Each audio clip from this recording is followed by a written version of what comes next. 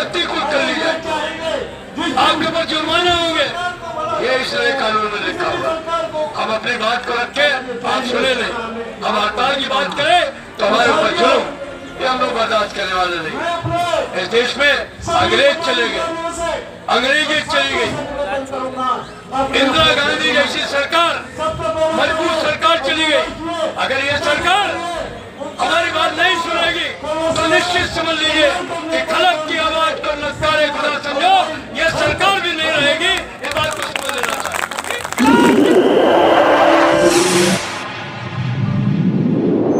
इस news channel पर जो भी वक्ता ने कहा वो उसकी अपनी राय है, जिसकी पुष्टि नेशन न्यूज इंडिया नहीं करता। धन्यवाद। अभी कोविड बहुत दूर नहीं गया। आपने देखा जब सारे सरकारी लोग अस्पताल बंद करके भाग गए तो हमारे सरकारी अस्पतालों ने लोगों की जान बचाई। हमारे जो स्वास्थ्य कर्मचारी थे उन्होंने अपनी जान के ऊपर खेल करके हमारे कोविड में लोगों का साथ देने का काम किया। आज हमारे बीच हमारे साथी हैं बैठे हुए, मैं आपके एजेंडे को सलाम करता हूं। और यही नहीं, चाहे पुलिस का लोग हो, चाहे पैरामिलिट्री के लोग हो, चाहे रेलवे के लोग हो, 11,000 गाड़ियां प्रतिदिन चला उस कोविड के पीरियड में। एक अद्वितीय काम है, 3,000 लोगों ने ध्यान दिया। हर एसेंशियल कम्युनिटी को लोगों के बीच में पहुंचाने का काम किया। अदरवाइज अगर एसेंशियल कम्युनिटी नहीं पहुंचती, फूड ग्रेन नहीं पहुंचता, अगर सब्जी नहीं पहुंचती, अगर दवा नहीं पहुंचती, पंप अगर ऑक्सीजन नहीं पहुंचती, तो जितने लोग उस समय मरे थे उससे कितने ज्यादा लोगों की संख्या हो जाती। तो अपनी जान देकर के लोगों ने गाड़ियां चलाने का काम किया और लोगों को उनके जो उनको चाहिए वो पहुंचाने का काम किया। जिस समय प्रधानमंत्री जी कह रहे थे कि घर से बाहर मत निकलिए, उस समय हमारे लोगों ने आगे बढ़ करके खाली गाड़ियां ही नहीं चलाई। हर किसी को अंत में जरूरत पड़ी तो हमारे लोगों ने पूरे देश में गाड़ियां चला करके उनको उनके घर पहुंचाने का काम किया। क्योंकि इन लोगों ने बंद कर दी थी गाड़ियां चालक, तो परेशान थे, उनके घर वाले परेशान थे। हमारे लोगों को क्या हो रहा होगा। तो हर पूरे देश में हम लोगों ने गाड़ियां चला करके, श्रमिक एक्सप्रेस चला करके लोगों को उनके घर पहुंचाने का काम किया।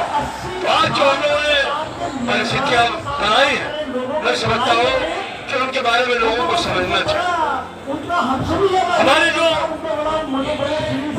सरकारी कर्मचारियों की परिस्थितियां हमको समझने का काम करना चाहिए। हम बार बार कह रहे हैं कि हम टकराव नहीं चाहते हैं, लेकिन अगर कोई नहीं माने तो क्या करें? अगर कोई नहीं माने तो हमारे पास विकल्प क्या है, आप बताइए। तो इसलिए हम अभी एक हफ्ते के अंदर ही अपने joint forum for restoration pension scheme, pension Bihari संयुक्त मोर्चे की जो स्टीयरिंग कमेटी की बैठक है, एक हफ्ते के अंदर उसकी बैठक दिल्ली में बुलाने वाले हैं। और अब की बार जो बैठक बुलाई जाएगी उसमें सिर्फ एक ही एजेंडा है कि हम अनिश्चितकालीन हड़ताल पर कब से जाएंगे।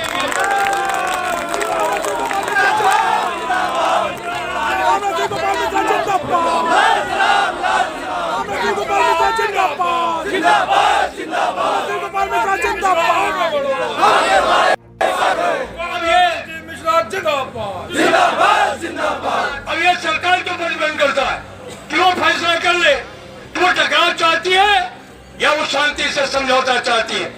सरकार अगर चाहती है तो उसको सीधे तौर पर आकर के घोषणा करनी पड़ेगी कि आने वाले समय में जो 1 जनवरी 2004 के बाद हमारे बच्चे और बच्चियां भर्ती हुए हैं उनको हम आधी पेंशन देने का काम करेंगे और उनको लीव देने का काम करेंगे। अगर सरकार ने ऐसा नहीं किया तो मार्च के पहले सप्ताह से सारे देश में हम अनिश्चितकालीन हड़ताल पर जाने का काम करेंगे।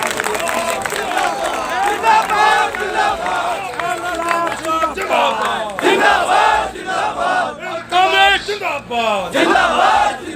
की बार खाली रेल नहीं बंद होगी, रोडवेज भी बंद होगा, राज्य सरकार के कर्मचारी हड़ताल पे होंगे, शिक्षक भी हड़ताल पे होंगे, पूरा भारत बंद होगा।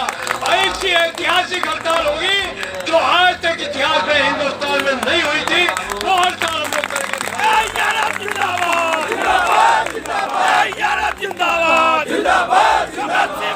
मिश्रा जिंदाबाद, हमारी एकता जिंदाबाद, शक्ति जिंदाबाद।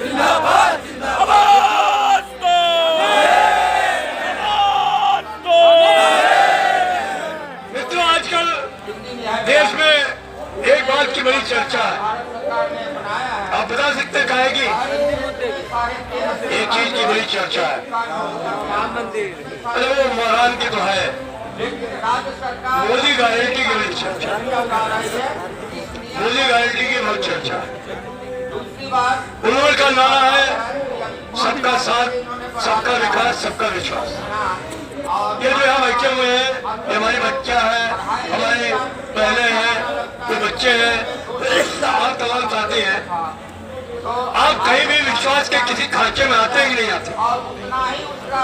आना चाहिए कि नहीं आना चाहिए? ऐसा वो हमारे राष्ट्र निर्माता पूछते रहते हैं, कभी भी मीटिंग में रहते हैं, आना चाहिए या नहीं आना चाहिए? आपको पुरानी पेंशन मिलनी चाहिए कि नहीं मिलनी चाहिए? नई पेंशन स्कीम खत्म होनी चाहिए कि नहीं खत्म होनी चाहिए? तो आप लड़ेंगे ना? आप लड़ेंगे तो आपको पुरानी पेंशन निश्चित तौर पर बाहर होगी मैदान।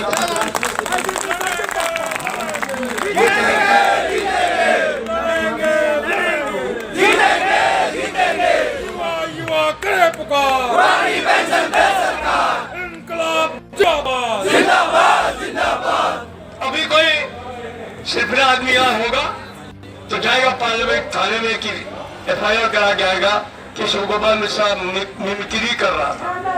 मैं मिमिक्री गाय को करूं? हम अपनी मांग उनके सामने रखने का काम कर रहे हैं, हम अपनी मांग रख रहे हैं। आपने हमारी पेंशन छीन ली, हमारे बच्चों के बुढ़ापे का सहारा छीन लिया, आप उनको भीख मांगने में मजबूर कर रहे हैं, आप उनको रिटायरमेंट के बाद सम्मान उनका छीन रहे हैं, उनको उनके बच्चे बच्चियों के सामने हाथ फैलाने के लिए मजबूर कर रहे हैं, सम्मान की इज्जत को खत्म करने का काम कर रहे हैं।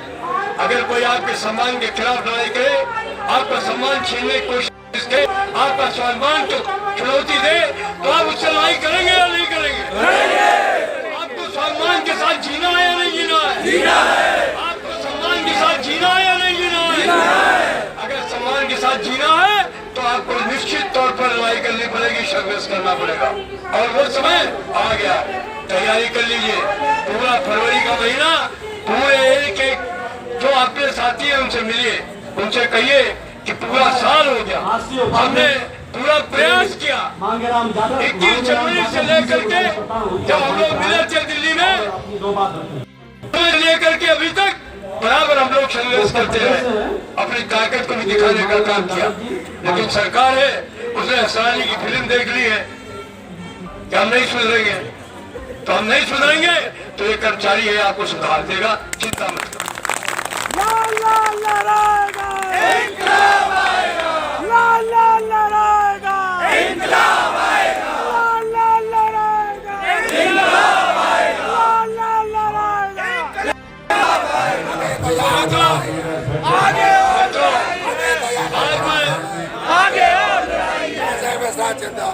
जिंदाबाद जिंदाबाद, साथी जिंदाबाद जिंदाबाद जिंदाबाद, हमारी एकता जिंदाबाद जिंदाबाद जिंदाबाद, NPS go back, go back, go back, NPS go back, go back, go back। तो मित्रों मैं आप साथियों जी कहूँगा, जब हमारे पास समय नहीं राष्ट्रीय प्रधान महासचिव और अगर अभी छूटे तो फिर कभी राष्ट्रीय कोषाध्यक्ष ऐसा तो कुछ नहीं है। आज इनके पास में गुप्ता जी नारा है 400, अब की बार 400 पार हो जाए, क्या फर्क पड़ता? हमारे बहुत सारे लोग निराश थे सभी जब 5 राज्यों के चुनाव हुए और वहाँ उनकी पार्टी सरकार में आ गई तो बहुत सारे लोगों ने कहा कि हमारा मुद्दा ही बेकार हो गया। ऐसा नहीं, आप वो याद करिए जब हमने 67 में हड़ताल की थी, दुकानदार भाई आप वो याद करिए जो हमने 67 में हड़ताल की थी, सारे केंद्र सरकार के कर्मचारियों ने 68 में हड़ताल की थी, अलग अलग बिल्कुल। आप वो याद करिए जब 74 के हमने हड़ताल की थी, उस समय क्या हालत थी देश की? कश्मीर से कन्याकुमारी तक सिर्फ एक पार्टी का शासन था, कांग्रेस के अलावा कोई दल नहीं था।